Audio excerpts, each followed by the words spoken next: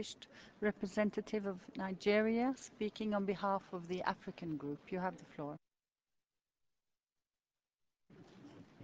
I thank you, Madam President. I have the honor to make this statement on behalf of the African group. At the outset, we wish to reaffirm that the human rights situation in Palestine and other occupied Arab territories continue to be of great concern to the African group. We are convinced that the occupation remains the single most important cause of human rights violations in those territories, as identified by a number of United Nations reports and findings. Israel should wake up to this reality and make efforts at ending the occupation. The African group further believes in the viability of efforts at achieving a two-state solution, which will lead to the creation of a sovereign, united and independent Palestinian state, side by side with Israel, within secure borders. Towards this end, we see the necessity for the participation of the international community in this regard, with the involvement of all concerned, including developing countries, which we believe will bring a fresh impetus to the peace process.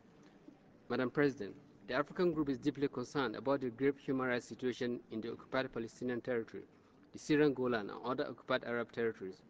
Over the years, the heads of state and government of the African Union have been consistent not only on their reaffirmation of total support for the cause of the occupied Palestinian territory and other Arab territories, but have also decried Israel's refusal to abide by numerous United Nations resolutions on the matter.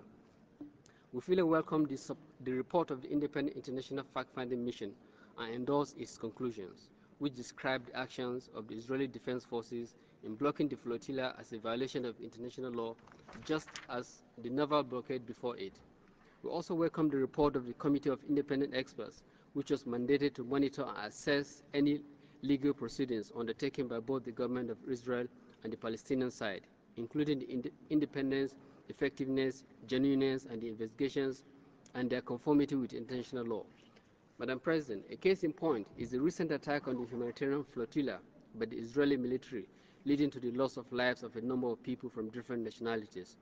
At the urgent debate organized by the Council to discuss the issue earlier in the year, the African group described the action as not only unjustifiable, but also a contravention of the Fourth Geneva Convention. It will be recalled that the reaction to the action by the Israeli forces was resounding, as several world leaders took turns to condemn the attack.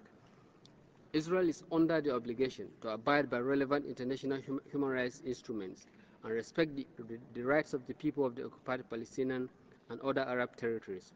The meting out of collective punishment or reprisals against innocent civilians is unacceptable. The situation in the occupied Syrian Golan also calls for concern, as Israel continues its occupation in complete disregard to international human rights law and international humanitarian law. The African group reiterates the necessity of abiding by international law and the purpose and principles of the United Nations Charter with regard to the question of Palestine under all circumstances.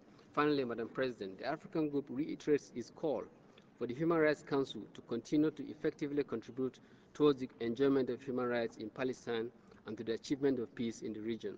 I thank you.